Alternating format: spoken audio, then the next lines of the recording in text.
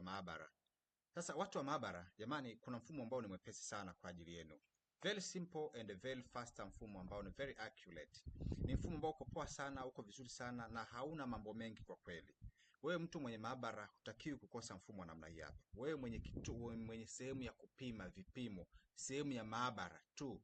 Unajua ni kuonyesha jinsi gani unavyoweza kutumia mfumo wako very simple kwa uwepesi bila kuwa na mambo mengine mengi. Kwa hatua ya kwanza, hii nimeingia kama admin. Hii ni laboratory management system. Kwa nimeingia kama admin ni kuonyesha namna gani ambavyo unaweza kumove mgonjwa wako. Ukija mahali hapa, hii ni sehemu ambayo tayari una ruksa mbili. Una ruksa ya kuregister mgonjwa, una ruksa ambayo unaweza kumtransfer mgonjwa kwa namna yote unayotaka wewe mwenyewe. Kwa mfano, mimi nakuja kwenye sehemu ya kuregister mgonjwa. Hapa ndo sehemu ya kuregister mgonjwa pamoja na kumove mgonjwa. Maana unamsajili mgonjwa na unamtuma na mgonjwa moja kwa moja. Mimi na click sehemu ambapo inaitwa ni register patient. Nikiklik mahali hapa, moja kwa moja nakutana na hii sheet ambayo inaonekana ya kusajili mgonjwa. Hii ni sheet nyepesi kabisa. Huu ndo mfumo mwepesi, huu mifumo mingine yote tulionayo hapa. Mtu wa maabara. Ukiangalia kwa mfano, niandike labda huyu anaitwa Dickson Leonard RX.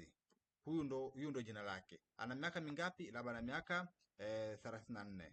Huyu ndo miaka yake. Date of registration automatic ishajipick ni siku ya leo. Gender huyu ni male. Namba yake ya simu tunaandika namba yake ya simu hapa 0658 18 34 06. Maana kwamba hapa system itakuuliza pale mapokezi. Maana hapa kumbuka nimeingia kama admin, lakini mtu wa mapokezi anaweza akapata access ya kuregister kwa sababu mapokezi ndio wanaoregister. Sasa automatic hapa huyo mtu mapokezi atachagua ni huduma gani ambazo yule mtu anaenda kupima. Atamuuliza unataka kufanya nini, atasema labda nataka kupima labda MRDT, na automatic inapiki mpaka bei yake. MRDT shilingi 2000. Kama bei yako ziko kule, bei zote zinajazwa. Kuna sehemu tu laboratory setting hapa, ipo sehemu ya kuset services zako zote ambazo unakuwa nazo. Hizi mimi nishaziset tayari. Kwa hiyo usione zinaonekana hapa, tayari mimi nishaziset hapa. Utakuja kuchagua labda anataka kupima nini tena, anataka kupima labda BS, utaweka hapa. Anataka kupima nini tena, utachagua kipimo cha kingine. Anataka kupima labda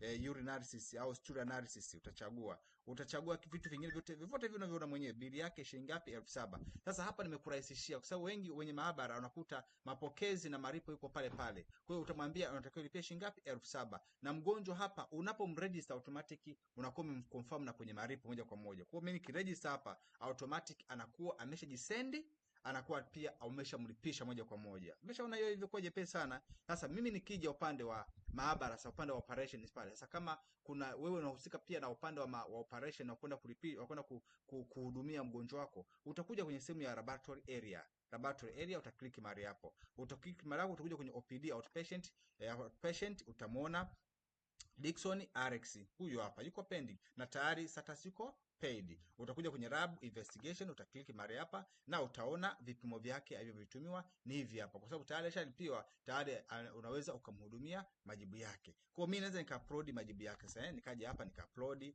labda MRDT, labda naandika labda MRDT labda positive naona, na kwanza na confirm material MRT strip nimetumia moja, examination gloves nataka kutumia moja, na confirm material yangu ili niweze kujua material yangu iweze kupungua na kudispense material yangu ya maabara. Na hapa nakufanya na kuja upload jibu langu. Nikisha upload na hapa nakwambia result already uploaded. Na kuja kwenye cha pili tena, na kuja kwenye BS na kusabia BS yukoje la BS.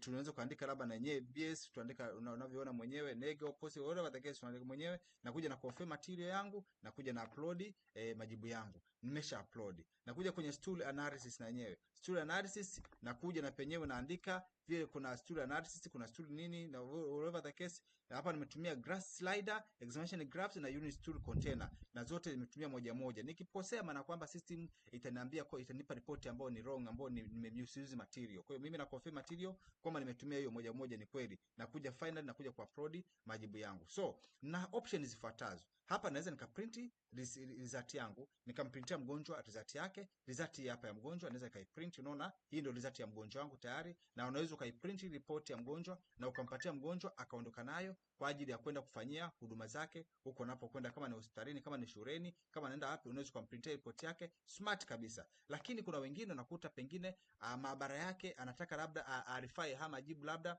pharmacy, kitengo cha pharmacy. Kama ana pharmacy, unaweza kusend pharmacy kwa ajili ya kwenda kupata dawa za mgonjwa, kama una pharmacy karibu yako au jirani yako, hospitali jirani yako. Lakini pia unaweza kusend kwa daktari ambaye kama unahisa majibu yamepatikana kwa maabara na una kituo karibu cha daktari, una hospitali karibu kabisa, unaweza kaisend hii message kwenda kwa daktari ambaye utakuwa umemuattract, either ni wa hospitali yako nyingine, kuna hospitali yako unayo sehemu nyingine unataka kutumia haya majibu na umhifadhi mgonjwa wako, bwana nenda kwenye hospitali fulani kutoa majibu yako kwenda pale, unaweza ukasend kabisa akaenda direct. Hata kama hospitali iko mkoa mwingine, unayasend haya majibu kwa daktari na daktari anayaona. Lakini pia na pharmacy pia unaweza ukasend pia, hata kama na pharmacy yako iko nyumbani na maabara iko sehemu nyingine, unaweza ukasend kwambia nenda kufika pale maabara pharmacy, watakupa majibu, watakupa dawa. Unaweza ukasend, kwa sababu unajua maabara nyingi huaga na pharmacy na zihusiko na pharmacy pale pale. Kwa hiyo unakuwa umeshamaliza kila kitu na mfumo unakuwa unafanya kazi smart na uko vizuri na mambo mengine yako fresh na vitu vingine vyote viko poa. Nimekuonyesha sehemu nyepesi sana ya kuweza kucontrol wagonjwa wako kwa upande wa vipimo. Shukrani sana na uwe na siku njema.